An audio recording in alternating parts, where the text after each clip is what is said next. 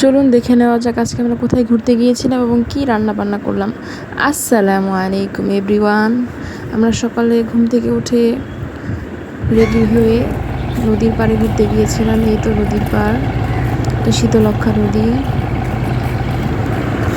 এখানে ঘাটে নৌকা ভিড়ানো আছে। বলেন তো বন্ধুরা, এটা কি গাছ? আপনারা যদি চিনে থাকেন কমেন্টে জানিয়েন, এটা কি আপনাদের এলাকায় কি নামে ডাকা হয় এটাকে। এই তো আমরা কিছু ছবি তুলে নিয়েছিলাম নদীর পাড়ে গিয়ে। প্রাকৃতিক সৌন্দর্য দেখতে কার না ভালো লাগে। আলহামদুলিল্লাহ, আল্লাহ তাআলার কত সুন্দর অপরূপ সৃষ্টি। এই তো বাসায় এসে দুপুরে রান্না বান্না শুরু করে দিয়েছি।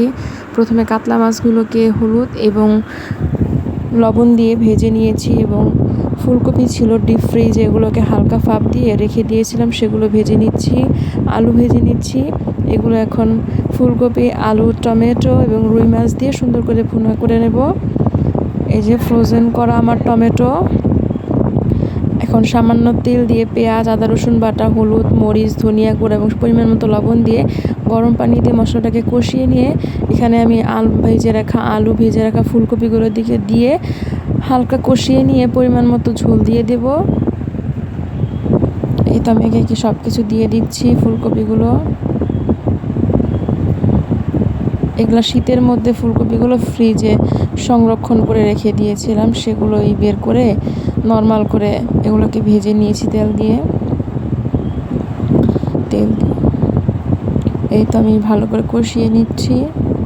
এ পর্যায়ে আমি পানি অ্যাড করে দেবো এবং মাছগুলো দিয়ে দেবো এবং টমেটোগুলো দিয়ে দেবো এবং কিছু পরিমাণ কাঁচামরিচ আমি একটু আগে অ্যাড করেছি। কাঁচামরিচটা দিলে কি হয়, ফ্লেভারটা ভালো আসে। এবং নামানোর আগে আমি এখানে জিরা ফাঁকি দিয়ে দিব পরিমাণ মতো। এই তো এভাবে আমি কাতলা মাছটাকে রান্না করে নিয়েছি দুপুরের জন্য। এখন আমি অপর চুলায় খল্লা মাছ রান্না করব।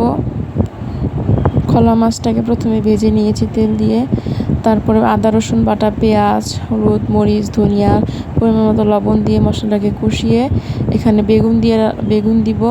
বেগুনটাকে কষিয়ে সুন্দর করে,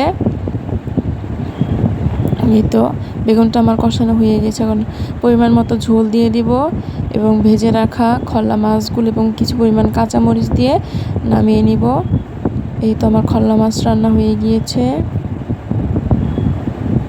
খল্লা মাছটা খেতে মাশাআল্লাহ ভালোই, আলহামদুলিল্লাহ, নদীর খল্লা মাছ। আল্লাহ হাফেজ। ভিডিওটি ভালো লেগে থাকলে প্লিজ আমাদের সাথেই থাকবেন। ইনশাআল্লাহ নতুন কোনো ভিডিও নিয়ে আবার আসবে ইনশাআল্লাহ।